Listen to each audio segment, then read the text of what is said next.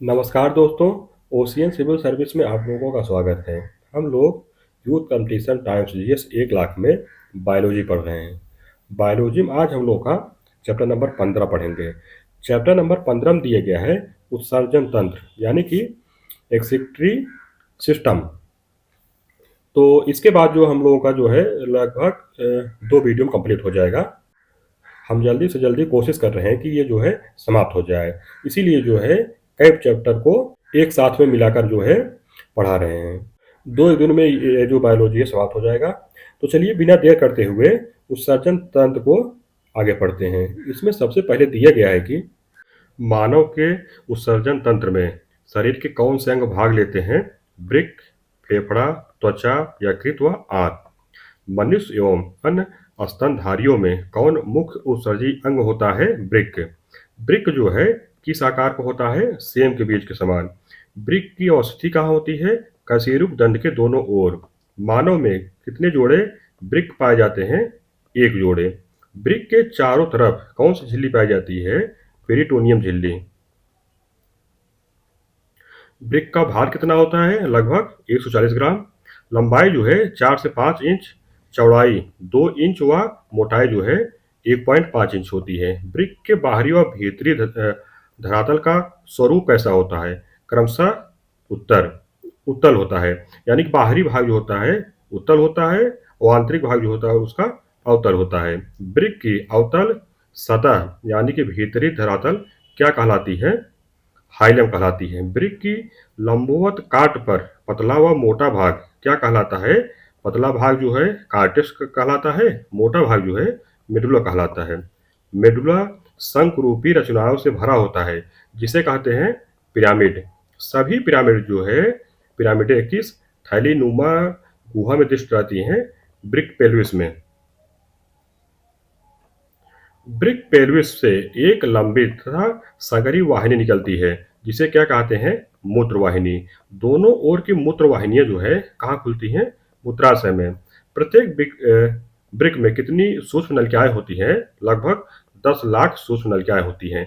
वृक्क की कार्यात्मक या उत्सर्जन क्या कहलाती है, नेफ्रॉन। रुधिर के रासायनिक संगठन का वास्तविक नियंत्रक किसे कहते हैं, नेफ्रॉन को। नेफ्रॉन के 2 महत्वपूर्ण कार्य कौन से हैं, तो रुधिर से सभी उत्सर्जी पदार्थों को हटाना, रुधिर में आवश्यक पोषक तत्वों को बनाए रखना। आगे दिया गया है कि रुधिर से उत्सर्जी पदार्थों का उत्सर्जन कितने चरणों में होता है, 2 चरणों में। जैसे निस्यंदन व पुनरावशोषण द्वारा। निस्यंदन की क्रिया जो है कहाँ संपन्न होती है, केशिका गुच्छ में। इसी में दिया गया है कि यह जो है डायलिसिस थैली का कार्य करती है। वे पदार्थ जो मूत्र स्त्राव को ज्यादा क्रियान्वित करते हैं क्या कहलाते हैं, ड्यूरेटिक पदार्थ कहलाते हैं। जैसे urea, mental, sucrose, glucose, caffeine. इसी में जो है एल्कोहल भी है। आगे दिया गया है कि मूत्र स्राव की मात्रा बढ़ जाने को क्या कहते हैं, ड्यूरेसिस कहते हैं। वृक्क से मूत्र की मात्रा का निस्तारण जो है कौन नियंत्रित करता है, एडीएच हार्मोन। यानी कि इसमें दिए गए है वेसोप्रोसिन या एंटी डायरोटिक हार्मोन जो है एडीएच का फुल फॉर्म है। मूत्र स्त्राव का सीधा संबंध किससे होता है, रक्त में यूरिया की मात्रा पर। मानव गुर्दे में बनने वाली पथरी किसके जमाव से निर्मित होती है, कैल्शियम ऑक्जेलेट के। दोष युक्त वृक्क वाले व्यक्तियों के लिए अपोहन का उपयोग जो है किस प्रक्रम द्वारा किया जाता है, परासरण। डायलिसिस का संबंध जो है किस अंग के रोग से है, वृक्क के रोग से। रुधिर से यूरिया जो है किस अंग द्वारा पृथक की जाती है, वृक्क के द्वारा। मानव वृक्क के प्रमुख कार्य दिए गए हैं। तो यह स्तनधारियों एवं अन्य कशेरुकी जंतुओं में उपापचय क्रिया द्वारा विभिन्न अवशिष्ट पदार्थों को मूत्र के रूप में उत्सर्जित करता है। यह रक्त जो है हाइड्रोजन आयन सांद्रता यानी कि पीएच का नियंत्रण करता है। यह रक्त के परास्थली दाब तथा उसकी मात्रा का नियंत्रण करता है। शरीर में ऑक्सीजन की कमी होने पर विशेष एंजाइम के स्राव से वृक्क एरिथ्रोपोइटिन नामक हार्मोन द्वारा जो है आरबीसीज के तेजी से बनने में सहायक होता है। यह कुछ पोषक तत्वों के अधिशेष भाग जैसे शर्करा हो गया, अमीनो अम्ल का निष्कासन करता है। शरीर में परासरण नियंत्रण द्वारा वृक्क जल की निश्चित मात्रा को बनाए रखता है। वृक्क में अपचयन के पूर्व स्वच्छ रक्त वृक्क की धमनी में वापस जाता है। बोमन संपुट एक कप के आकार की संरचना होती है। इसमें अल्ट्रा फिल्ट्रेशन की क्रिया संपन्न होती है। इससे जो है निस्पंदित द्रव लघु नलिकाओं से होकर जाता है, जहां अधिकांश ग्लूकोज का पुनर्अवशोषण होता है। तथा वृक्क की शिरा में रक्त के पास जो है वापस भेजा जाता है। लंबे समय तक उपवास रखने पर सर्वाधिक प्रभाव शरीर के किस अंग पर पड़ता है? गुर्दे पर। मानव में गुर्दे जो है किस प्रणाली के अंग है? उत्सर्जन के। दोनों वृक्कों से प्रति मिनट कितना रक्त प्रवाह होता है? 1200 मिलीलीटर। जब वृक्क कार्य करना बंद कर देता है तो कौन सा पदार्थ जमा होता है? रक्त में नत्रजनित अपशिष्ट पदार्थ। यदि मूत्र में एल्ब्यूमिन आ रहा है तो कौन से अंग के फेल होने की संभावना रहती है? वृक्क के। मानव शरीर में यूरिया कहाँ संश्लेषित होती है? यकृत में। इसी में दिया गया है कि यकृत जो है कोशिकाओं में अमोनिया तथा CO2 मिलकर जो है ऑर्निथिन चक्र द्वारा यूरिया का निर्माण करता है। एल्कोहल के निराविशन के लिए कौन अंग उत्तरदायी है? यकृत। एल्कोहल लेने से शरीर की क्रिया विधि पर क्या प्रभाव पड़ता है? तो मूत्र त्याग की बारंबारता जो है बढ़ जाती है। एल्कोहल पीने से जो है शरीर में वेसोप्रेसिन की मात्रा जो है कम हो जाती है। आगे इसी में दिया गया है कि डायबिटीज के से संबंधित सही तथ्य दिया गया है। तो डायबिटीज यानी कि उदक मेह वाले व्यक्ति को जो है प्यास अधिक लगती है। डायबिटीज यानी कि उदक मेह वाला व्यक्ति जो है वेसोप्रेसिन के निम्न स्राव से ग्रस्त रहता है। त्वचा की कौन सी ग्रंथि जो है सीबम व पसीने का स्राव करती है? क्रमशः तैलीय ग्रंथियां व श्वेत ग्रंथियां। त्वचा तल के नीचे विद्यमान वसा किसके विरुद्ध जो है अवरोधक का काम करती है? शरीर की ऊष्मा के क्षय के विरुद्ध। पसीने का मुख्य उपयोग क्या होता है? तो शरीर के ताप को नियंत्रित रखना। आगे दिए गए है मूत्र की संरचना एवं प्रकृति दी गई। इसमें है कि यह पारदर्शी एवं हल्के पीले रंग का द्रव होता है। पीला रंग जो है हीमोग्लोबिन के अपघटन से निर्मित यूरोक्रोम नामक वर्ण के कारण होता है। सामान्य व्यक्ति में जो है 24 घंटे में लगभग 1.5 लीटर मूत्र बनता है। इसका पीएच मान जो है 4.5 से 8.6 के मध्य होता है। ताजे मूत्र की प्रकृति जो है अम्लीय होती है। इसका आपेक्षिक घनत्व जो है जल से अधिक होता है। इसमें जल 96% होता है, यूरिया 2%, उसके बाद प्रोटीन, वसा, शर्करा एवं दूसरे पदार्थ जो है 1.3%, यूरिया अम्ल जो है 0.5% व अन्य पदार्थ पाए जाते हैं। इसके बाद है चैप्टर नंबर 16। चैप्टर नंबर 16 दिए गए हैं कि तंत्रिका तंत्र यानी कि नर्वस सिस्टम। इसको आगे पढ़ते हैं। इसमें दिए गया है कि तंत्र की नियंत्रण एवं समन्वय का कार्य जो है किसके द्वारा किया जाता है? मस्तिष्क तथा मेरुरज्जु के द्वारा। ये दोनों मिलकर जो है केंद्रीय तंत्रिका तंत्र की स्थापना करते हैं। कौन सा अंग जो है शरीर का केंद्रीय सूचना एवं प्रसारण अंग है जो आदेश व नियंत्रण की तरह कार्य करता है? मानव मस्तिष्क। मानव मस्तिष्क जो है किस आवरण से घिरा होता है? मस्तिष्क कोश या जो है क्रेनियम से। मानव मस्तिष्क का औसत भार कितना होता है? लगभग 1400 ग्राम। मानव मस्तिष्क कोश या क्रेनियम किस आवरण से घिरा होता है? मेनिनजेस से। मेनिनजेस आवरण में कितनी परतें पाई जाती हैं? 3 परत। बाह्य परत जो है ड्यूरामेटर, मध्य परत में अरेकनाइड और भीतरी परत जो है पायामेटर। आगे दिए है कि मेनिनजेस तथा मस्तिष्क में जो है कौन सा द्रव पाया जाता है? सेरिब्रोस्पाइनल द्रव। सेरिब्रोस्पाइनल द्रव के क्या कार्य हैं? तो मस्तिष्क जो है बाहरी आघातों से सुरक्षित रखना व नमी बनाए रखना। मानव मस्तिष्क से संबंधित सही तथ्य दिया गया है कि मस्तिष्क जो है हृदय गति को नियंत्रित रखने के लिए उत्तरदायी है। मस्तिष्क जो है शरीर के संतुलन के लिए उत्तरदायी है। सुई चुभाने पर किस अंग में दर्द महसूस नहीं होता है? मस्तिष्क में। मानव मस्तिष्क को कितने भागों में बांटा गया है? 3 भागों में। कौन कौन से भाग हैं? अग्र मस्तिष्क, मध्य मस्तिष्क, पश्च मस्तिष्क। मानव मस्तिष्क में स्मरण क्षमता कहाँ होती है? सेरिब्रम में। शरीर का तापमान जो है किसके द्वारा नियंत्रित होता है? हाइपोथैलेमस द्वारा। अग्र मस्तिष्क के कितने भाग होते हैं? 2 भाग। प्राम मस्तिष्क डाइएनसेफलान। आगे दिए गया है अग्र मस्तिष्क। अग्र मस्तिष्क जो है दो भाग हैं, एक प्रमस्तिष्क है और एक डायंसेप्लान है। तो प्रमस्तिष्क जो है सबसे पहले दिया गया है कि इसमें है कि यह मस्तिष्क का सबसे बाहरी भाग होता है जो मस्तिष्क का लगभग 2/3 हिस्सा होता है। दायां व बायां प्रमस्तिष्क जो है गोलार्ध कार्पस कैलोसस ग्रंथि द्वारा जुड़ा होता है। प्रमस्तिष्क गोलार्ध में उभरी हुई अनियमित रचनाओं जो है गायरस कहते हैं। दो गायरस के बीच अवनमन वाले स्थान को सल्कस कहते हैं। प्रमस्तिष्क वलकुट के बाहरी आवरण पर निर्दिष्ट केंद्र होते हैं जो शारीरिक क्रियाओं का नियंत्रण व समन्वय करते हैं। मानव में किसी बात को सोचने समझने की शक्ति, स्मरण शक्ति, कार्य करने की प्रेरणा, घृणा, प्रेम, भय जैसी क्रियाओं का नियंत्रण व समन्वय सेरिब्रम द्वारा ही होता है। इसके बाद है डायंसेप्लान। यह अधिक या कम ताप का अभ्यास, दर्द व रोने जैसी क्रियाओं का नियंत्रण करता है। इसके बाद दिया गया है कि परितृप्ति एवं प्यास मस्तिष्क के किस भाग द्वारा नियंत्रित होते हैं? हाइपोथैलेमस द्वारा। यह जो है अंतःस्रावी ग्रंथियों से स्रावित हार्मोन्स का नियंत्रण करते हैं। जिन व्यक्तियों में सेरिब्रम औसत से छोटा व गायरस व सल्कस कम विकसित होते हैं वह व्यक्ति कैसा होता है? मंद बुद्धि वाला। मध्य मस्तिष्क के कितने भाग होते हैं? दो भाग। कार्पोराक्वर डिजेमिन, इसका जो कार्य है कि ये दृष्टि एवं श्रवण शक्ति पर नियंत्रण के केंद्र होते हैं। इसके बाद सेरिब्रल पेंटिकल, इसमें दिया गया है कि यह सेरिब्रल कार्टेक्स को मस्तिष्क के अन्य भागों तथा मेरुरज्जु से जोड़ता है। पश्च मस्तिष्क के जो कितने भाग होते हैं? दो भाग। कौन कौन से?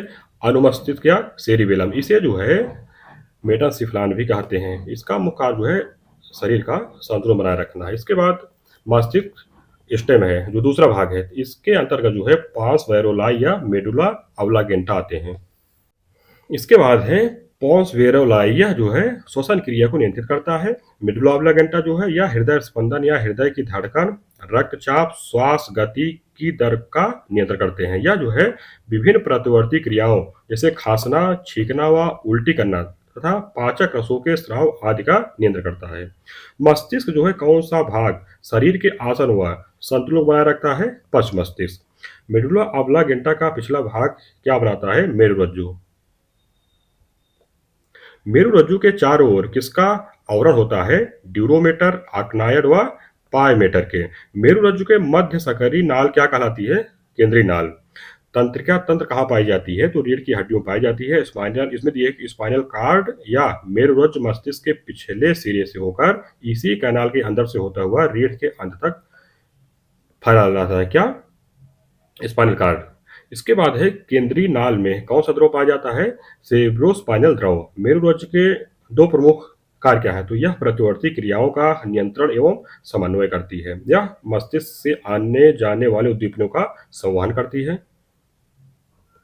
इसके बाद है तंत्रिका तंत्र के प्रमुख कार्य दिए गए हैं, जैसे यह जो है विभिन्न अंगों की भिन्न भिन्न क्रियाओं को संचालित एवं नियंत्रित करता है। यह समस्त मानसिक कार्यों का नियंत्रण करता है। यह जंतु को बाह्य वातावरण के अनुसार प्रतिक्रिया करने में मदद करता है। यह जो है विभिन्न ग्रंथि एवं ऊतकों के प्रकारों में समन्वय बनाकर शरीर के आंतरिक पर्यावरण का नियमन करता है। मनुष्य में कितनी जोड़ी कपाली तंत्रिकाएं एवं मेरुरज्जु तंत्रिकाएं पाई जाती हैं? इसमें जो है 12 जोड़ी कपाली तंत्रिकाएं एवं 31 जोड़ी मेरुरज्जु तंत्रिकाएं पाई जाती हैं। मस्तिष्क तथा मेरुरज्जु पर चढ़ी झिल्ली में सूजन आ जाने से कौन सा रोग होता है? मेनिंजाइटिस। स्वायत्त तंत्रिका तंत्र की अवधारणा को सर्वप्रथम किसने प्रस्तुत किया? लैंगली ने 1921 ईस्वी में। स्वायत्त तंत्रिका तंत्र के जो है दो प्रकार कौन से होते हैं? अनुकंपी तंत्रिका तंत्र व परानुकंपी तंत्रिका तंत्र।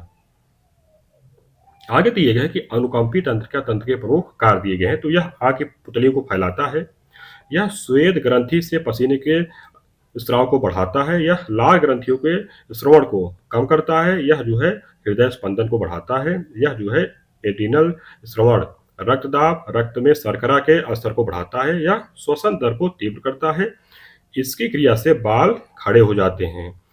दूसरा जो है परानुकंपी तंत्र के मुख्य कार्य दिए गए हैं। तो यह आंख की पुतलियों को सिकोड़ता है, श्वेत ग्रंथियों से पसीने के स्राव को घटाता है, यह एडिनल श्रवण रक्तदाब, रक्त में शर्करा के स्तर को कम करता है।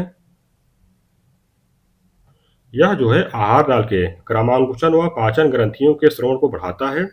इसका सामूहिक प्रभाव जो है आराम व सुख की अनुभूति उत्पन्न करता है। इसके बाद है प्रतिवर्ती क्रिया किसे कहते हैं, तो वह उद्दीपनों के प्रति होने वाली यंत्रवत तत्काल व अविवेचित अनुक्रिया जिसमें जो है मस्तिष्क की कोई भूमिका नहीं होती है, प्रतिवर्ती क्रिया कहलाती हैं। उदाहरण दिए गया है घुटने का झटका, चबाई लेना, पलकों का झपकना, डर से कांपने लगना, खाने की वस्तु देखकर जो है मुंह में पानी आना इत्यादि। श्वास, हार्ट पंप, लार व हाथ का हिलना में से कौन प्रतिवर्ती क्रिया नहीं है? हाथ का हिलना। प्रतिवर्ती क्रियाओं का नियंत्रण केंद्र कहाँ होता है? कशेरुक में। इसके बाद दिए गए चैप्टर नंबर 17। चैप्टर नंबर 17 में दिया गया है कि रक्त एवं रक्त परिसंचरण तंत्र यानी कि blood and blood circulatory system. इसमें दिया गया है कि रक्त क्या है, तो एक तरल संयोजी ऊतक है। रक्त की उत्पत्ति कहाँ पर होती है? ब्रोडी मीसोडर्म में। रक्त की पीएच वैल्यू क्या होती है? 7.5, यानी कि ये जो है क्षारीय विलयन होता है। एक स्वस्थ मनुष्य में कितना लीटर रक्त होता है? लगभग 5 से 6 लीटर। पुरुषों की तुलना में महिलाओं में रक्त की जो है मात्रा होती है लगभग 1 लीटर कम होती है। रुधिर के क्या कार्य हैं? तो परिवहन व ताप नियंत्रण। रक्त के तरल भाग को क्या कहते हैं? प्लाज्मा कहते हैं।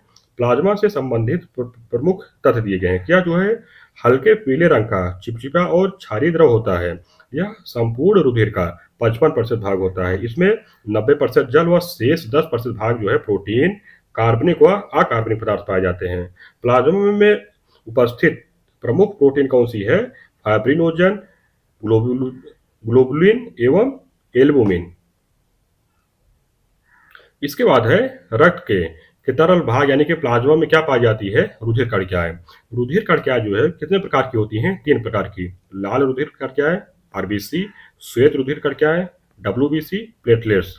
लाल रुधिर कणिकाओं से संबंधित प्रमुख तथ्य दिए गया है कि ये जो है रुधिर कणिकाओं का 90% भाग होता है। कौन सा? आरबीसी।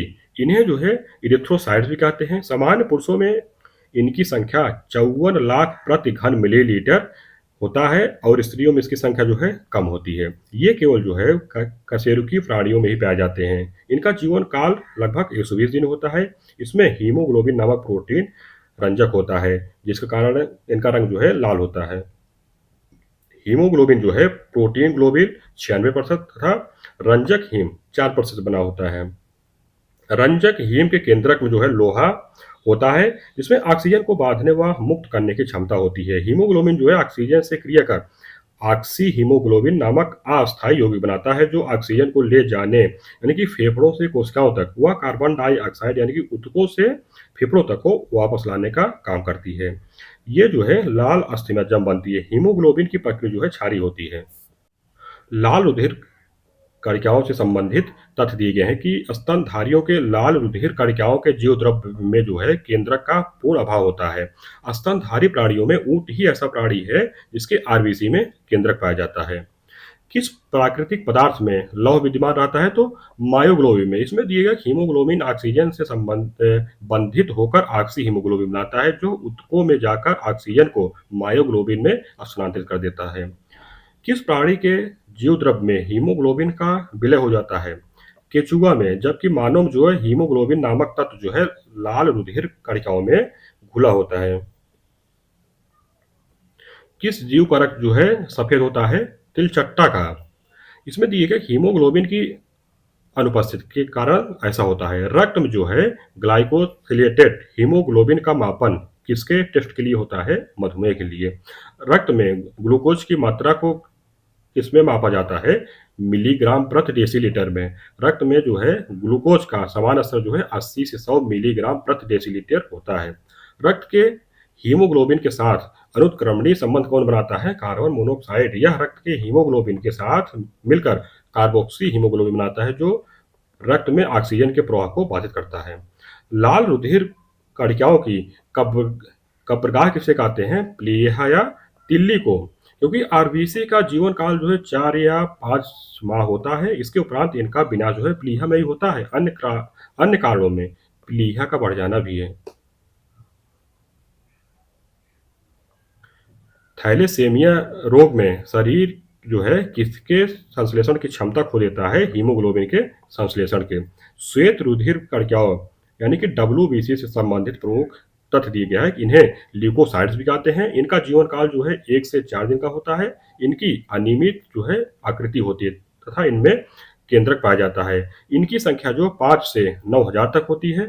कुछ श्वेत रुधिर कणिकाओं में कण कण मौजूद रहते हैं जिन्हें ग्रेनुलोसाइट्स कहते हैं, जैसे न्यूट्रोफिल। इसमें दिए गया है कि इनकी संख्या जो है सर्वाधिक होती है।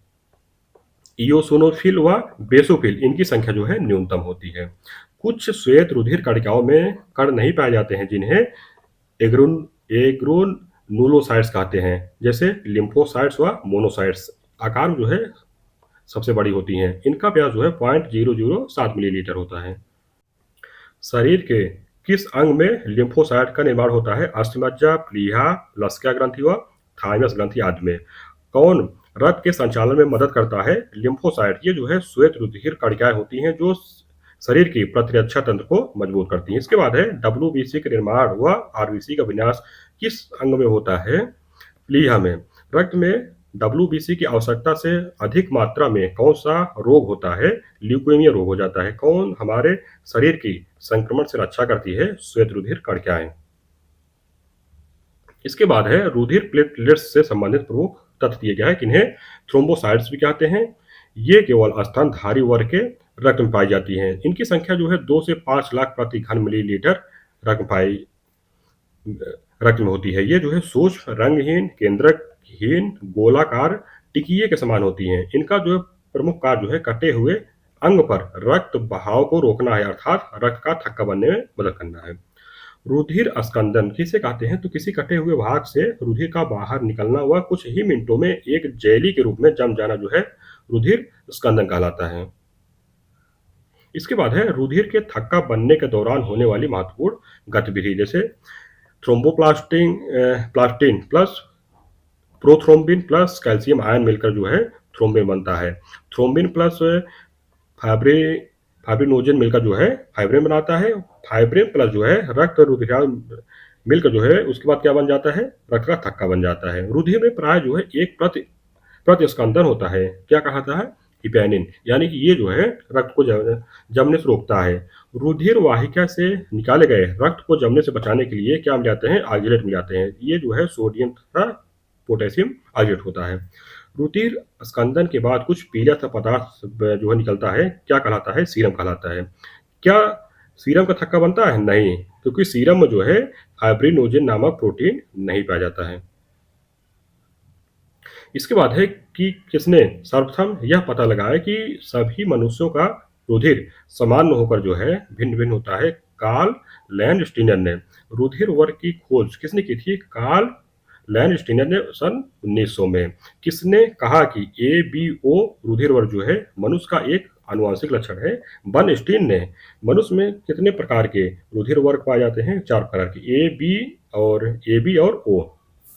आगे दिए है कि जनक यानी कि माता पिता के रुधिर वर्ग का उनके संतानों में प्रकटन दिए गए। एक तरफ दिए गए है माता पिता के रुधिर वर्ग दिए गए हैं और दूसरी तरफ दिए गए हैं संतानों में रुधिर वर्ग। ये मतलब इसमें 2 पार्ट है। एक जो है संभव, यानी कि ये जो है पाया जा सकता है, एक जो है असंभव है, यानी कि ये वर्ग नहीं पाया जाएगा। तो अगर माता पिता का रुधिर वर्ग O और O रहेगा तो संभावित जो है रक्त समूह O रहेगा।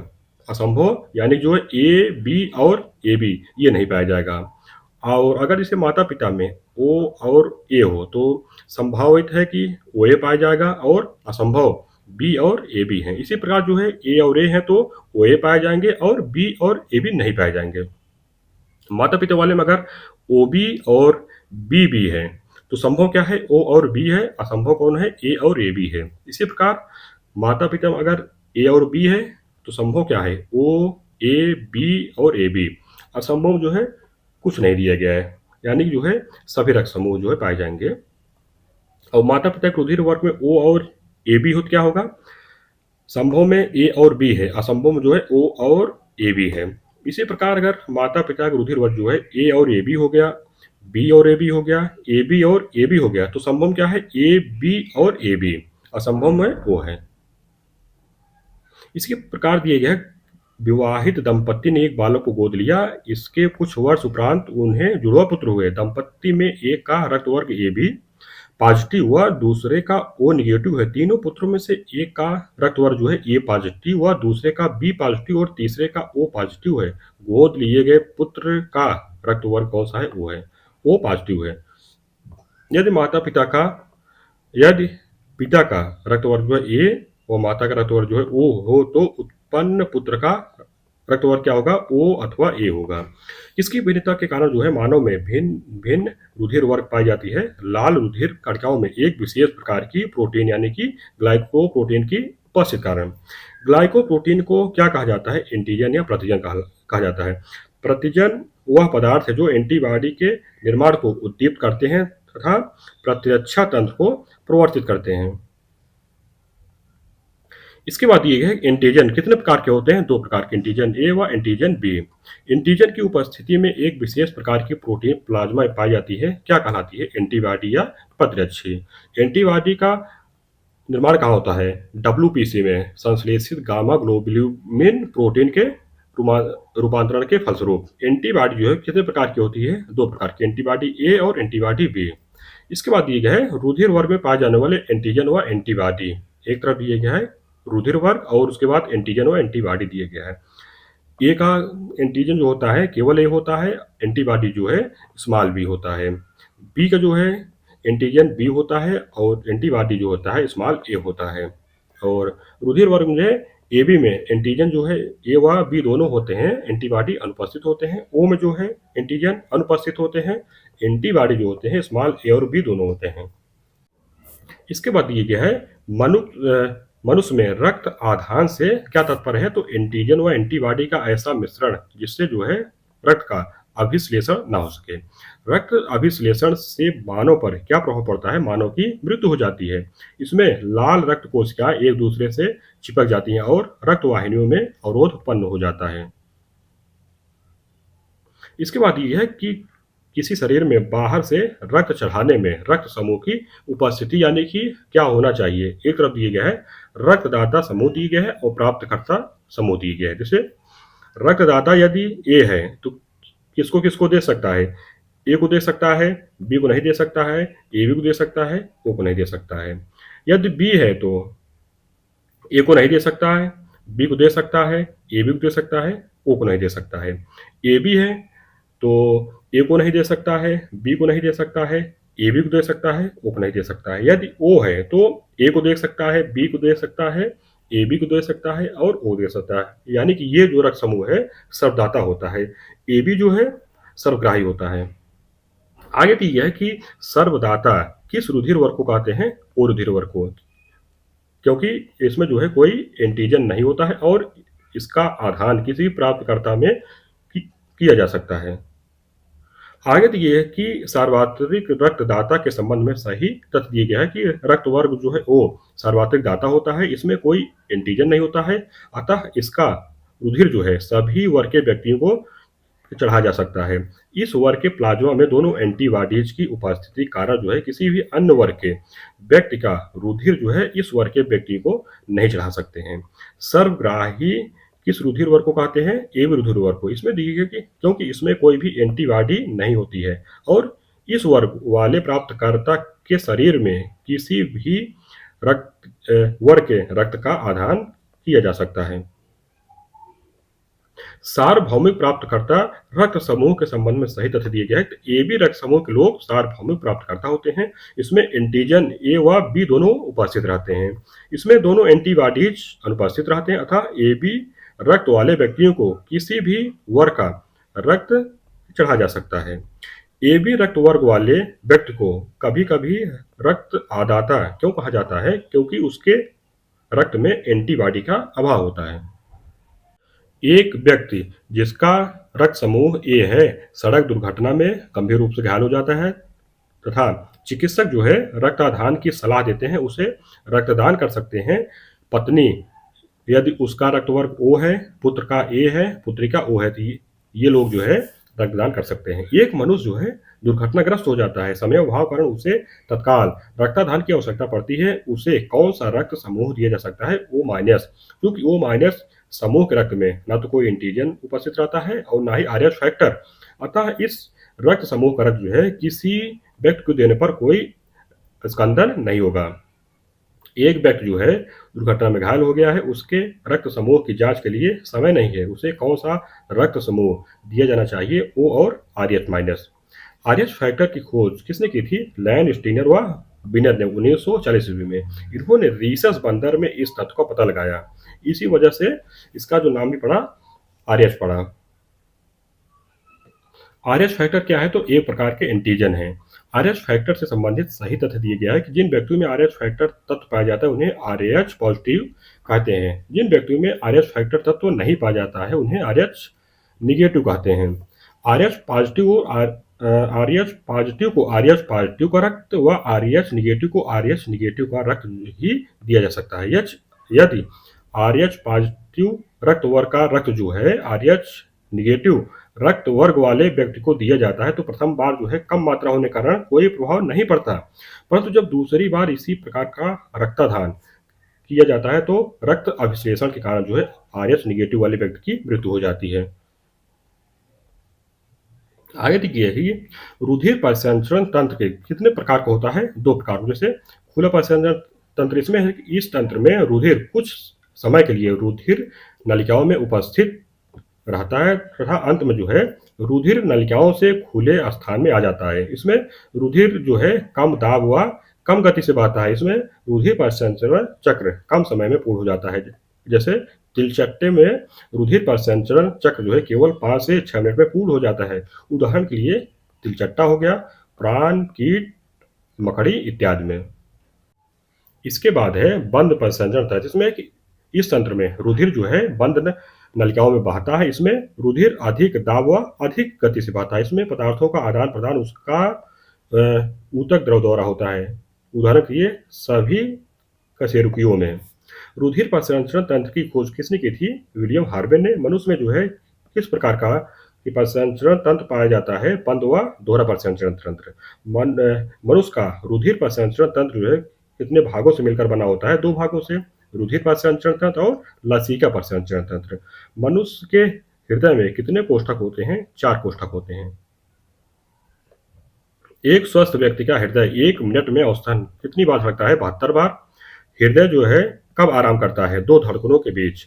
हृदयाघात के सटीक लक्षण कौन कौन से हैं? जी मचलाना, तेज पसीना आना व सीने में तेज दर्द।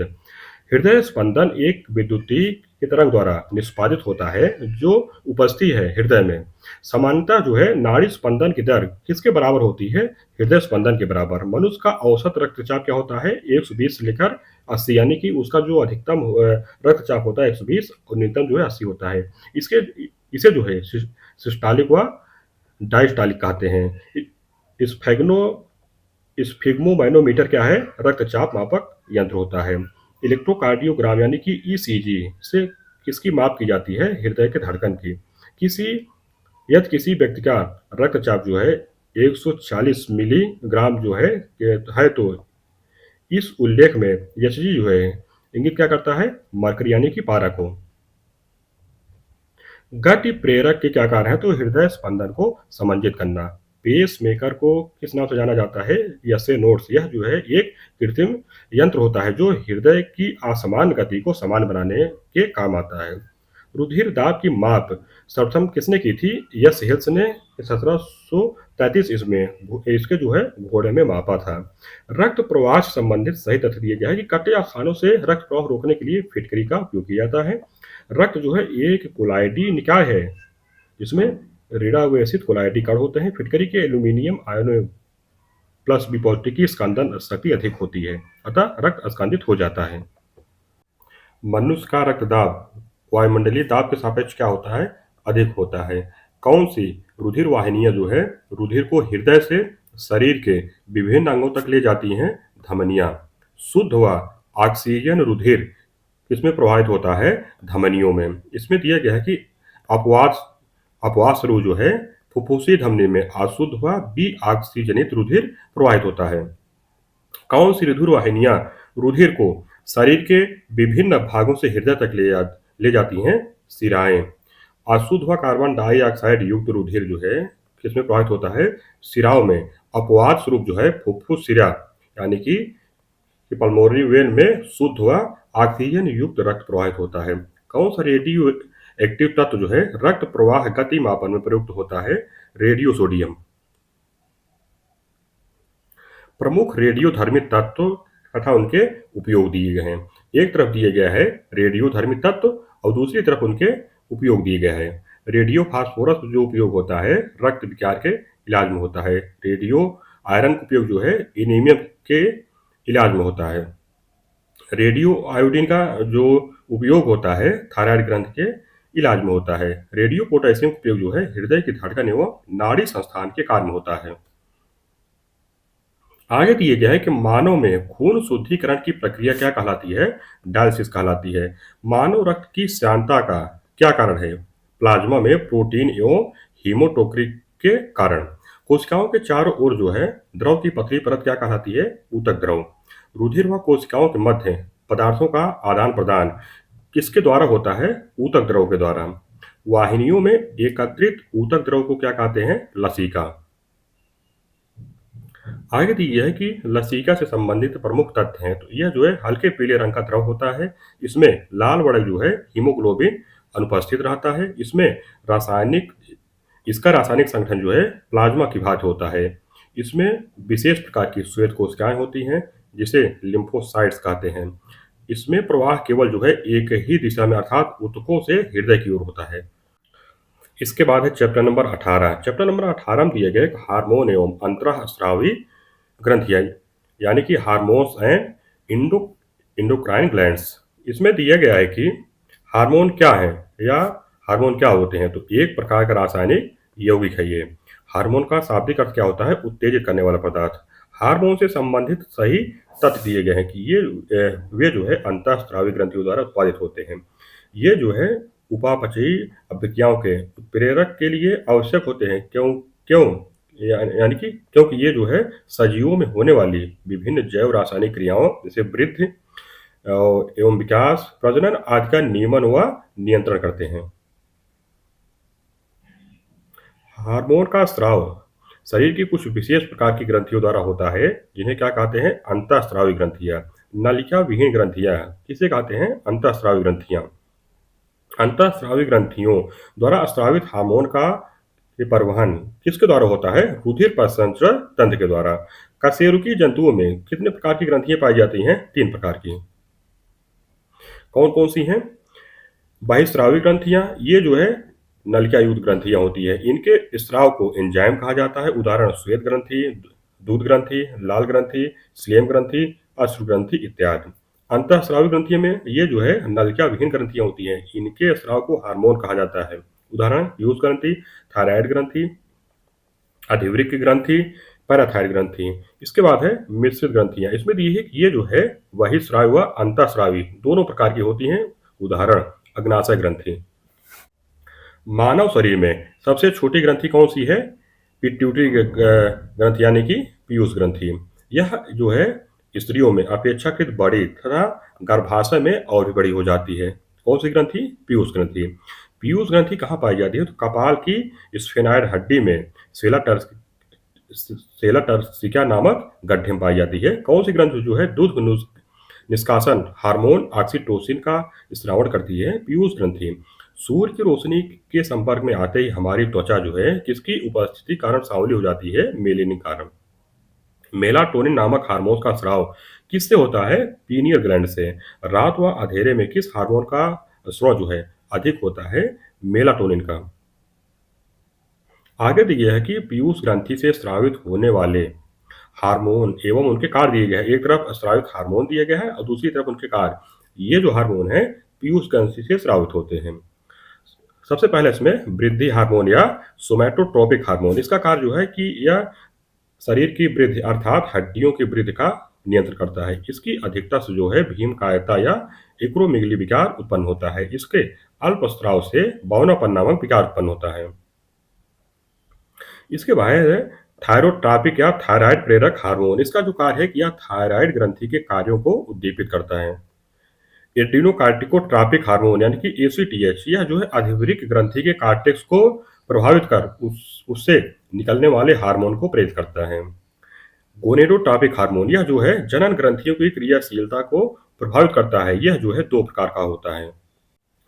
फॉलिकल उत्तेजन हार्मोन यानी कि एफएसएच, इसका जो कार्य है कि पुरुष में शुक्रजन का उद्दीपन करता है और स्त्रियों में जो है अंडाशय से अंडोत्कर्ष का उद्दीपन करता है। इसके बाद है ल्यूटिनाइजिंग हार्मोन यानी कि एलएच, इसका कार्य है कि नर हार्मोन टेस्टोस्टेरोन का स्रावण करता है और मादा हार्मोन एस्ट्रोजन का स्रावण करता है। इसके बाद है दुग्धजनक हार्मोन एलटीएच, इससे जो है कार्पस ल्यूटियम का स्राव होता है। मिलेनोसाइट प्रेरक हार्मोन यह जो है मानव में यह हार्मोन जो है त्वचा पर चकत्ते तथा तिल पड़ने को प्रेरित करता है। जंतुओं और पक्षियों में यह हार्मोन जो है मिलेनिन वर्णक के कणों को फैलाकर त्वचा को रंगीन बनाता है। वेसोप्रेसिन या एंटी ड्यूरेटिक हार्मोन यानी कि एडीएच, यह जो है वृक्क की मूत्र वाहिनियों को जल पुनरावशोषण के लिए प्रेरित करता है। रुधिर वाहिनियों को सिकोड़ कर जो है रक्तदाब बढ़ाता है। यह शरीर के जल संतुलन में सहायक होता है। इस हार्मोन की कमी से उदक में यह डायबिटीज इंसिपिड्स नामक रोग हो जाता है। ऑक्सीटोसिन या पाइटोसिन यह जो है प्रसव पीड़ा व दुग्ध स्राव में सहायक होता है। थाइमस ग्रंथि से कौन से हार्मोन का स्रवण होता है? थाइमोसिन, और इसमें जो है ये दो प्रकार का होता है, थाइमिन प्रथम और थाइमिन द्वितीय। किस ग्रंथि से आयोडीन युक्त गुलाबी रंग की कुलाइडी पदार्थ है ग्लोब्यूलिन का स्राव होता है? आउटू ग्रंथि। किस ग्रंथि द्वारा आंखों में आंसू बनते हैं? लाइक्रिमर ग्रंथि से। आउटू ग्रंथि यानी कि थायराइड ग्लैंड कहाँ स्थित होती है? श्वास नली या ट्रैकिया के दोनों तरफ लायरिंग्स के नीचे। थायरॉक्सिन क्या है? हार्मोन है। कौन सा अंतःस्रावी हार्मोन जो है थायराइड ग्रंथि से थायरोक्सिन हार्मोन के स्रावण को उत्तेजित करता है? टीएसएच यानी थायराइड स्टिमुलेटिंग हार्मोन। किस हार्मोन में आयोडीन पाया जाता है? थायरॉक्सिन में। कौन सा हार्मोन जो है पीयूष ग्रंथि द्वारा स्रावित हार्मोन के साथ सहयोग कर शरीर में जल संतुलन का नियंत्रण करता है? Thyroxine hormone. बच्चों में थायरॉक्सिन हार्मोन की कमी के कारण कौन सा रोग होता है? ऑटोवामनता रोग, यानी कि जो है गले में इसका जो है वो हो जाता है और उनकी जो है वृद्धि रुक जाती है। ऑटो मानवता रोग के क्या लक्षण हो जाता है कि 30 वर्ष की उम्र वाला जो वयस्क 4 अथवा 5 वर्ष का बालक जो है प्रतीत होता है, यानी कि उसकी वृद्धि जो है रुक जाती है। यौनावस्था में थायरॉक्सिन हार्मोन की कमी से कौन सा रोग होता है? मिक्सिडिमा। मनुष्य में लंबे समय तक थायरॉक्सिन हार्मोन की कमी से कौन सा रोग होता है? हाइपोथायराइडिज्म होता है। भोजन में आयोडीन की कमी से कौन सा रोग होता है? घेघा या ग्वाइटर। इसमें जो है थायराइड ग्रंथि जो है बड़ी हो जाती है। घेघा रोग से संबंधित सही तथ्य दिया गया है कि पहाड़ी क्षेत्रों में जो है ग्वाइटर यानी कि घेघा रोग एक सामान्य बीमारी है। पहाड़ी क्षेत्रों में लोगों के भोजन में आयोडीन की मात्रा जो है कम होती है। थायरॉक्सिन हार्मोन की अधिकता से कौन सा रोग होता है? Toxic goitre. लेवोथायरॉक्सिन क्या है? तो थायराइड हार्मोन की दवा है। पीयूष ग्रंथि अपने प्रेरक हार्मोनों की वजह से अन्य अंतःस्रावी ग्रंथियों की स्रावी सक्रियता नियमित करती है। कौन सी अंतःस्रावी ग्रंथि जो है पीयूष ग्रंथि से स्वतंत्र कार्य करती है? पाराओटिक ग्रंथि। मानव शरीर में कौन सा हार्मोन जो है रक्त में कैल्शियम और फास्फेट को विनियमित करता है? पाराओटू हार्मोन। ऊपर विक्री ग्रंथि या सुप्रारिनल ग्लैंड जो है किस ग्रंथि को कहते हैं? अधिवृक्क ग्रंथि को। क्रोध, डर, मानसिक तनाव एवं व्यस्तता की अवस्था में कौन से हार्मोन का अत्यधिक स्राव होता है? एड्रिनल हार्मोन का। किस हार्मोन को जो है एड्रिनिन एवं एपिनेफ्रिन भी कहते हैं? एड्रिनेलिन हार्मोन को। लड़ो और उड़ो हार्मोन किस हार्मोन को कहते हैं? एड्रिनेलिन हार्मोन को। आपातकालीन हार्मोन किसे कहते हैं? एड्रिनलिन को। इसके बाद ये दिया है एड्रिनल हार्मोन के अल्पश्रवण व अतिश्रवण से होने वाले प्रमुख रोग दिए। एक तरफ जो दिया गया है अल्पश्रवण से होने वाले रोग और दूसरी तरफ जो है अतिश्रवण से होने वाले रोग दिए गए हैं। तो अल्पश्रवण से जो रोग होते हैं उसमें है एडिशन रोग। इसमें क्या होता है कि रुधिर दाब जो है कम हो जाता है, सोडियम एवं जल का अत्यधिक उत्सर्जन एवं निर्जलीकरण होता है। इसके उदाहरण है मतलब कि जैसे चेहरे, गर्दन व त्वचा पर जो है चकत्ते पड़ जाते हैं। उसके बाद है कांस रोग होता है। यह जो सोडियम एवं पोटेशियम की कमी से होता है, जिससे पेशियों में अकड़न आ जाती है। अतिश्रवण से कौन कौन से रोग होते हैं? कुशिंग रोग होता है। यह जो है शरीर में सोडियम व जल का जमाव अधिक हो जाता है, जिससे हड्डियां जो है अनियमित हो जाती हैं। एड्रीनल विरिलिज्म, इसमें जो है स्त्रियों में पुरुषों जैसे लक्षण दिखते हैं, जैसे चेहरे पर दाढ़ी व मूछों का आना, आवाज मोटी हो जाना, बांझपन इत्यादि। इसके बाद ये है पेशियों तथा हड्डियों के की परिवर्धन, वाह लिंगों, बालों के आने व यौन आचरण का नियंत्रण जो है किस हार्मोन द्वारा होता है? लिंग हार्मोन द्वारा। ये जो है नर हार्मोन एड्रोजन्स व मादा हार्मोन एस्ट्रोजन्स द्वारा नियंत्रित होते हैं।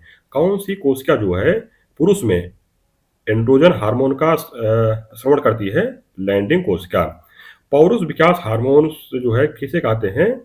टेस्टोस्टेरॉन को। इसके बाद ये मानव शरीर के संदर्भ में सही तथ्य दिए गए हैं। किसी व्यक्ति द्वारा व्यायाम करने पर सोमैटोट्रोपिन का उत्पादन बढ़ जाता है। पुरुषों की जनन ग्रंथियां प्रोजेस्टेरॉन उत्पन्न करती हैं। टेस्टोस्टेरॉन पुरुष में वृषण से स्रावित होने वाला नर हार्मोन है तथा महिलाओं की आधिवृक्क ग्रंथियां भी जो है सूक्ष्म मात्रा में से उत्पन्न करती हैं। प्रतिबल के कारण आधिवृक्क ग्रंथियों से कार्टिसोल का मोचन बढ़ता है। स्त्रियों में किस हार्मोन की अधिकता से जो है चेहरे पर बाल निकल आते हैं? एंड्रोजन मतलब हार्मोन्स के। इसका जो वो दिया गया है इसी में कि डिहाइड्रोएपी एंडोस्टेरोन के कारण होता है ये। इसके बाद ये कि माँ और शिशु के बीच जो है गले लगना या चूमना किस हार्मोन के कारण होता है? ऑक्सीटोसिन हार्मोन के कारण। ऑक्सीटोसिन हार्मोन का श्रवण किस ग्रंथि से होता है? पीयूष ग्रंथि से। कौन सा हार्मोन जो है शिशु जन्म के बाद दुख के श्रवण को प्रेरित करता है? प्रोलैक्टिन। आगे दिए है कि महिलाओं में पाए जाने वाले प्रमुख सेक्स हार्मोन दिए गए हैं, जैसे एस्ट्रोजन। यह जो है स्टेरॉइड होता है जो ग्रेफियन फॉलिकल द्वारा स्रावित होता है। यह जो है यौनावस्था में यौन लक्षणों को प्रदर्शित करता है। इसके बाद है प्रोजेस्टेरॉन। इससे जो है दुष्ट ग्रंथियों का विकास होता है। गर्भधारण के निर्धारण वाला हार्मोन होता है ये। रिलैक्सन, यह जो है बच्चे के जन्म में सहायक होता है। इसके बाद ये है कि लड़कियों में मासिक चक्र का की पहली बार आना क्या कहलाता है? मिनार्की। मानव शरीर में कौन सी ग्रंथि जो है अंतःस्रावी व बहिःस्रावी दोनों प्रकार की है? अग्नाशय ग्रंथि। अग्नाशय ग्रंथि के बहिःस्रावी भाग से किसका श्रावण होता है? पाचक रस का। अग्नाशय ग्रंथि से संबंधित सही तथ्य दिए गए हैं कि यह मानव शरीर की दूसरी सबसे बड़ी ग्रंथि है। इसका रस जो है एक विशेष प्रकार की कोशिकाओं से स्रावित होता है तथा क्षारीय होता है। इस रस को जो है पूर्ण पाचक रस कहा जाता है। आगे दिए है कि अग्नाशय ग्रंथि के अंतःस्रावी भाग में विशिष्ट भाग की कोशिकाओं के समूह पाए जाते हैं, जिन्हें क्या कहते हैं? लंगरहंस की द्वीपिकाएं कहते हैं। लंगरहंस की द्वीपिकाओं की खोज किसने की थी? चिकित्सा शास्त्री पॉल लंगरहंस ने। मधुसूदनी यानी कि इंसुलिन अंतःस्राव क्या है? एक जो है पेप्टाइड या प्रोटीन है। मधुसूदनी यानी कि इंसुलिन की खोज किसने की थी? बैंटिंग एवं बेस्ट ने। इंसुलिन की खोज के लिए किसे नोबेल पुरस्कार सम्मानित किया गया? फ्रेडरिक बेंटिक को। इंसुलिन में कौन सा धातु पाया जाता है? जस्ता यानी कि जिंक। मानव तंत्र में इंसुलिन जो है किसका उपापचय यानी कि मेटाबोलिज्म नियंत्रित करता है? कार्बोहाइड्रेट का। यदि अग्नाशय जो है इंसुलिन हार्मोन का उत्पादन बंद कर दे तो शरीर पर क्या प्रभाव पड़ता है? मूत्र व रक्त में शर्करा की मात्रा बढ़ जाती है। आगे दिए डायबिटीज मेलिट्स नामक रोग के संबंध में सही तथ्य दिया गया है कि रुधिर में ग्लूकोज की मात्रा बढ़ जाती है। ग्लूकोज की मात्रा बढ़ने से ग्लूकोज मूत्र में उत्सर्जित होने लगता है। मूत्र में जल की मात्रा बढ़ जाती है, जिससे मूत्र पतला तथा मात्रा बढ़ जाती है। इसे जो है बहुमूत्रता की अवस्था उत्पन्न हो जाती है। आगे दिए गए हैं कि लंगरहंस की दीपिका द्वारा स्रावित हार्मोन एवं उनके कार्य दिए गए हैं। एक तरफ है लंगरहंस की दीपिका की कोशिकाएं, उसके स्रावित हार्मोन दिए गए हैं और उनके कार्य दिए गए हैं। अल्फा कोशिकाओं से जो है स्रावित हार्मोन है ग्लूकागान है। इसके कार्य जो है कि यह यकृत में ग्लूकोनियोजेनेसिस को प्रेरित करता है, जिससे ग्लूकोज की मात्रा जो है बढ़ जाती है। यह उत्तकोम जो है ग्लूकोज के उत्पादन में भी सहायक होता है। बीटा कोशिकाएं जो है ये कहाँ से उत्पन्न मतलब ये क्या उत्पन्न करती हैं? इंसुलिन। यह जो है एक जो है प्रोटीन श्रृंखला या पेप्टाइड हार्मोन होता है। इसके जो कार्य हैं कि यह जो है कार्बोहाइड्रेट का उपापचय करता है। इंसुलिन के जो है अल्प श्रावण से मधुमेह या डायबिटीज मेलिटस नामक रोग होता है। इंसुलिन के अतिस्रावण से हाइपोलो हाइपोग्लाइसीमिया नामक रोग होता है, जिससे शरीर में रुधिर की मात्रा कम हो जाती है। फलस्वरूप जनन क्षमता, दृष्टि ज्ञान जो है कम व अधिक थकावट महसूस करती है। इसके बाद है गामा कोशिकाएं। ये जो क्या उत्पन्न करता है? सोमैटोस्टेटिन। इसका जो कार्य है कि यह हार्मोन जो है पॉलीपेप्टाइड होता है, जो पचे हुए भोजन के स्वांगीकरण की अवधि को बढ़ाता है। कोलेस्ट्रॉल क्या है? तो मोम जैसा पदार्थ जो शरीर में विटामिन डी, हार्मोन्स और पित्त का निर्माण करता है। एंडोर्फिन क्या होती है? तो ये जो है प्राकृतिक दर्द निवारक दवा है। टैक्साल क्या होता है? कैंसरोधी दवा है। इसके बाद दिए गए है कि प्रमुख ग्रंथियों ग्रंथियों से स्रावित हार्मोन तथा उनके प्रभाव दिए गए हैं। एक तरफ ग्रंथियां दी गई हैं, दूसरी तरफ मतलब हार्मोन दिए गए हैं। जनन ग्रंथि से जो है प्रोजेस्टेरॉन होता है, का जनन होता है। पीयूष ग्रंथि जो है वृद्धि हार्मोन्स, अग्नाशय से इंसुलिन, अधिवृक्क से कार्टिसोल, थायराइड से थायरॉक्सिन, अंडाशय यानी कि जो पुरुष में होता है उससे जो है टेस्टोस्टेरॉन। अब आगे दिए गए है कि विभिन्न हार्मोन व उनके प्रभाव दिए गए। एक तरफ हार्मोन दिए गए हैं, एक तरफ उनके प्रभाव दिए गए। जैसे एड्रेनलिन का जो है इनका इसका जो प्रभाव है क्रोध, भय, खतरा उत्पन्न करता है। एस्ट्रोजन जो है स्त्रियों में होता है। ये इंसुलिन जो है ये जो है ग्लूकोज उत्पन्न करता है। फेरोमोन जो है गंध के बोध से साथी को आकर्षित करता है। इसके बाद दी गया है मानव में सबसे बड़ी ग्रंथि कौन सी होती है? यकृत। कौन?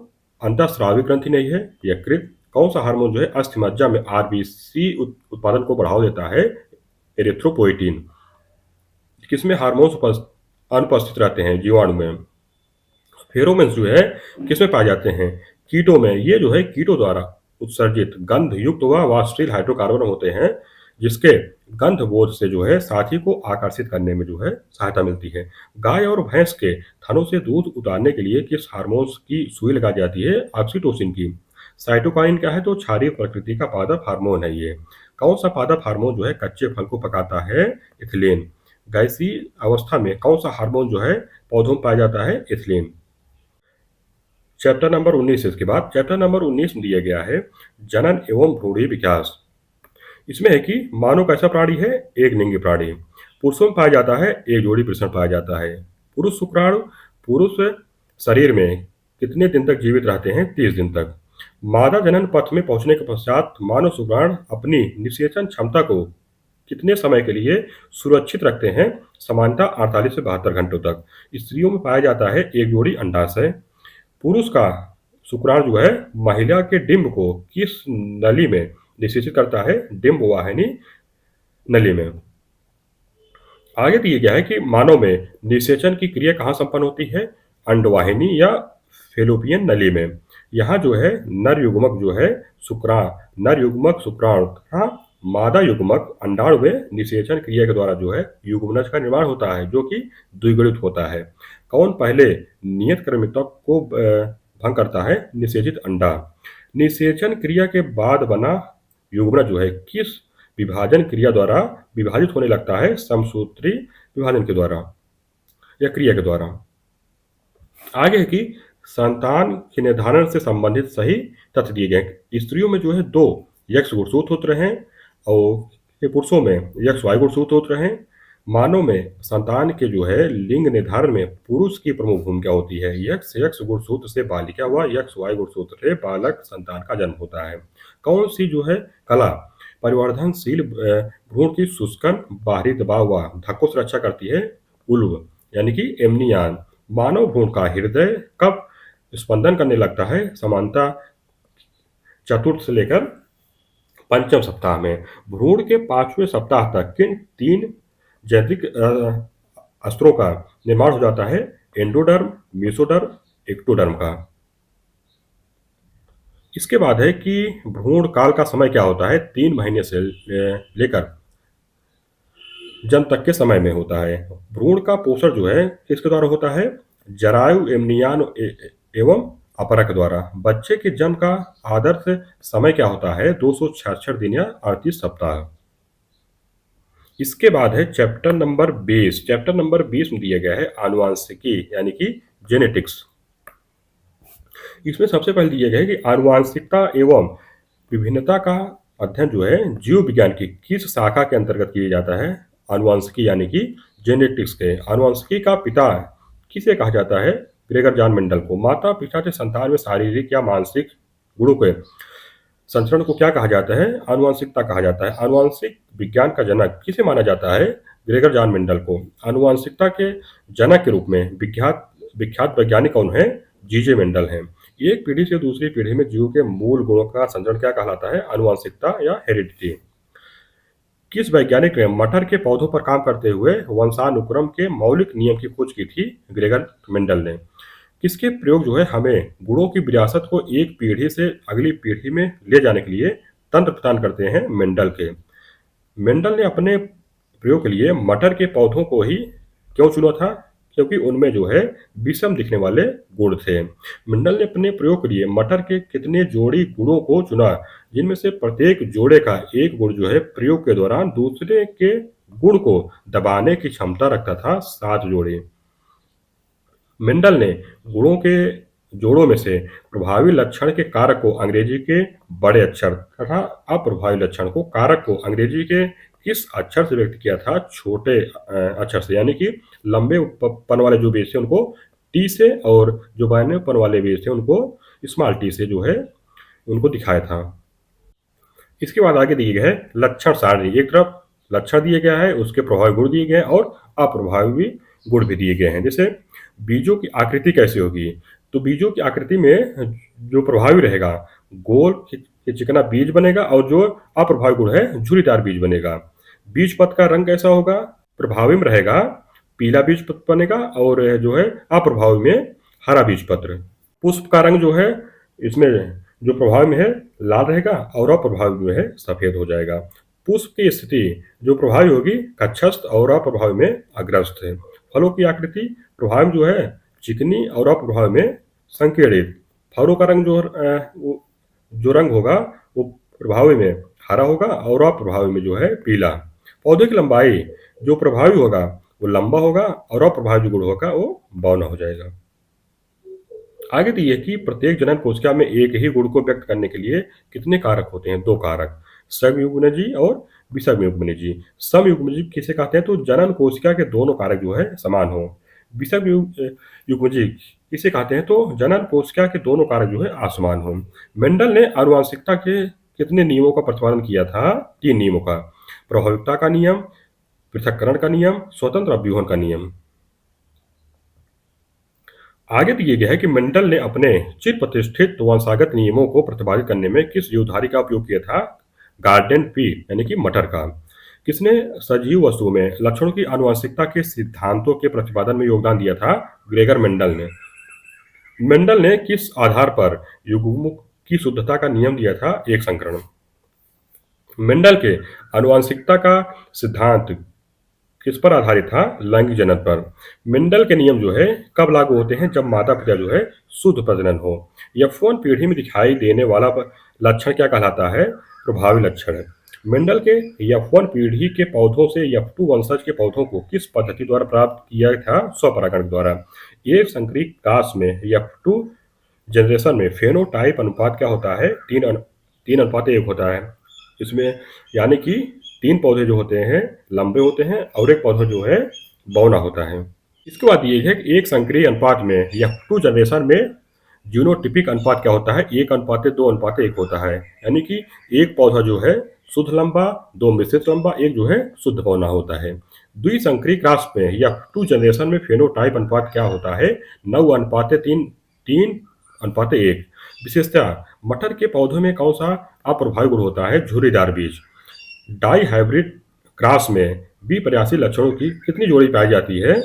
विपर्यासी लक्षणों से उत्पन्न जोड़े स्वतंत्र रूप से व्यवहार करते हैं। एक जोड़ा जो है स्वतंत्र रूप से वर्गीकरण करता है। इसमें जो है 2 जोड़े होते हैं। यदि एक पौधे का समजीनी TTRR तो कौन सा समलक्षणी पौधा होगा? बौना और गोल। इसमें जो है जैसे 2 बौने होंगे, टी हो गए जो बाउन होंगे, और एक का रंग जो है आर, जो बड़ा आर है उसका रंग जो है आर होगा, यानी कि रेड होगा, लाल होगा और लंबा होगा। और जो स्मॉल आर है वो जो बौना होगा लेकिन लाल होगा। 556 गोल हरे और सिकुड़े पीले बीजों के हाइब्रिड क्रॉस में कितने बीज जो है गोल और पीले होते हैं? 315 बीज। पुनेट स्क्वायर क्रॉस यानी कि ये इसमें आप लोग देख लीजिए कौन सा स्मॉल है कौन सा जो है बड़ा है। तो A B B into A B B के साथ ए बी बी के कितने जीरो टाइप बनेंगे? 4 बनेंगे। इसमें जो है कैपिटल लेटर भी है और स्मॉल लेटर दिए गए। आमतौर पर मेंडेलियन कारक क्या कहलाते हैं? जीन कहलाते हैं। वैज्ञानिक जीजे मेंडल का निधन कब हुआ था? 1884 ईस्वी में। इसका कोई मतलब नहीं जो ये सब दे दिए गए हैं। आनुवांशिकी की उस शाखा को क्या कहते हैं जिसके अंतर्गत मानव जाति के आनुवांशिक नियमों का अध्ययन किया जाता है? सुजननकी कहलाता है, यानी कि यूजेनिक्स से। सुजननकी यानी कि यूजेनिक्स का जनक किसे कहते हैं? सर फ्रांसिस गाल्टन को। माता पिता के संतान में शारीरिक या मानसिक गुणों के संचरण को क्या कहते हैं? आनुवंशिकता। यौन प्रजनन में माता पिता का क्या योगदान होता है? अपने जीन का आधा हिस्सा। बच्चे का लिंग इससे प्राप्त होने वाले वंशानुगत गुणसूत्र द्वारा निर्धारित होता है? पिता के द्वारा। एक सामान्य मानव शरीर कोशिका में गुणसूत्रों की संख्या कितनी होती है? 46। यदि मनुष्यों में गुणसूत्रों की संख्या 46 हो तो मनुष्यों की दैहिक कोशिकाओं में कितने गुणसूत्र विद्यमान होते हैं? 46। मानव शरीर की कोशिकाओं में पाए जाने वाले गुणसूत्र जोड़ों की संख्या कितनी होती है? 23 जोड़ी। किसी भी प्रजाति में गुणसूत्रों की संख्या क्या होती है? निश्चित व स्थिर होती है। मानव शुक्राणु में कितने गुणसूत्र विद्यमान होते हैं? 23 गुणसूत्र। मनुष्यों में कौन सा पुरुषों के यौन गुणसूत्र के समूह में होता है? XY। पुरुष में पुरुषत्व के लिए कौन सा गुणसूत्री संयोजन उत्तरदायी है? XY। मानव में नर युग्मक से गुणसूत्र का वाहक कौन होता है? या तो X या Y गुणसूत्र। Y गुणसूत्र जो है किसमें पाया जाता है? पुरुषों में। एक मादा युग्मक में कितने गुणसूत्र होते हैं? 23 गुणसूत्र। मानव के अनसेचित अंडे में क्या होते हैं? एक X गुणसूत्र। एक नवजात बालिका की कोशिकाओं में गुणसूत्र का कौन सा संयोजन पाया जाता है? 44 गुणसूत्र प्लस 2 गुणसूत्र होते हैं XX के। मनुष्य जात के एक पुरुष को उसके X क्रोमोसोम जो है कहाँ से प्राप्त होते हैं? माता से। गुणसूत्र किससे संबंधित है? आनुवंशिक लक्षणों के संचरण से। आनुवंशिक गुणों के वाहक कौन है? DNA। जीवों में आनुवंशिक लक्षण जो है संतान में किसके द्वारा ले जाए जाते हैं? क्रोमोसोम्स के द्वारा। हमारे शरीर में आनुवंशिकता की इकाई को क्या कहते हैं? जीन कहते हैं। वंशानुक्रम की इकाई क्या है? जीन है। जीन शब्द का प्रयोग सर्वप्रथम किसने किया था? जोहानसन ने 1909 ईस्वी में। जीन क्या होते हैं? तो डीएनए के एक भाग होता है। एक जीन का गठन कौन करती है? पॉलीन्यूक्लियोटाइड्स। डीएनए की खोज सर्वप्रथम किसने की थी? फ्रेडरिक मिशन ने 1869 ईस्वी में। डीएनए की द्विकुंडलिनी संरचना की खोज किसके द्वारा की गई थी? वाटसन तथा क्रिक के द्वारा 1953 ईस्वी में। आनुवंशिक लक्षणों के जीन समूहों को क्या कहते हैं? समजीनी। जीव विज्ञान में डीएनए का पूर्ण रूप क्या है? Deoxyribo nucleic acid. डीएनए में कौन सी शर्करा मौजूद होती है? डीऑक्सीराइबोज शर्करा। डीएनए में उपलब्ध कौन सा यौगिक जो है इम्यूनो अम्ल बनाते हैं? Adenine, guanine, cytosine. डीएनए में उपलब्ध कौन सा यौगिक जो है इम्यूनो अम्ल नहीं बनाता है? टायरोसिन। जीव कोशिकाओं में आनुवंशिक लक्षणों के नियंत्रण के लिए कौन उत्तरदायी है? डीएनए। डीएनए को प्रमुख रूप से किस कोशिका में संग्रहित किया जाता है? नाभिक में। डीएनए का एक खंड जो है एक प्रोटीन की जानकारी प्रदान करता है उसे क्या कहते हैं? जीन कहते हैं। प्रजनन के दौरान डीएनए का मूल कार्य क्या होता है? डीएनए कॉपी करना। और डीएनए अनुक्रम में जीन को चिन्हित करने की प्रक्रिया को क्या कहते हैं? एनोटेशन। जीन के जिस समूह की क्रिया को डीएनए साइट से समन्वित किया जाता है उसे क्या कहते हैं? ओपेरॉन। किस व्यवसाय में लगे व्यक्तियों को अपनी कोशिकाओं के डीएनए के अस्थायी परिवर्तन का खतरा रहता है? एक्सरे तकनीक में। सामान्य कोशिकाओं में डीएनए से आरएनए तक आनुवांशिक आनुवांशिक जानकारी के प्रवाह की प्रक्रिया को क्या कहा जाता है? प्रतिलेखन। आरएनए जो है एक बहुलक अणु है। इसका पूर्ण रूप क्या है? राइबोन्यूक्लिक अम्ल है। प्रोटीन संश्लेषण में क्षार इवेंट से किसका निर्माण होता है? mRNA का। जीन के भीतर अनुक्रम आधार में की परिवर्तन क्या कहलाता है? उत्परिवर्तन। जीन परिवर्तन का क्या कारण होता है? नाइट्रोजनी क्षारों के अनुक्रम में की परिवर्तन। प्लवमान जीन यानी कि जंपिंग जीन के सिद्धांत का प्रतिपादन किसने किया था? बारबरा मैक्लिंटॉक ने। जीनोम चित्रण का संबंध किससे है? जीन्स का चित्रण से। एक गुणसूत्र में क्या पाया जाता है? डीएनए तथा प्रोटीन पाया जाता है। आनुवांशिक रूप से समान व्यक्तियों के बीच प्रत्यारोपण को क्या कहते हैं? आइसोग्राफ्ट। बहुगुणता की परिवर्तन होने पर क्या होता है? क्रोमोसोम की संख्या जो है घटती बढ़ती है। उस बिंदु का क्या नाम है जिस पर गुणसूत्र में क्रोमैटिक जुड़ते हैं? सेंट्रोमियर। किसमें लिंग गुणसूत्र नहीं पाए जाते हैं? छिपकली में। इस तरह से ये चैप्टर हम लोगों का जो है समाप्त होता है। अगला चैप्टर हम लोग जो है कल पढ़ेंगे।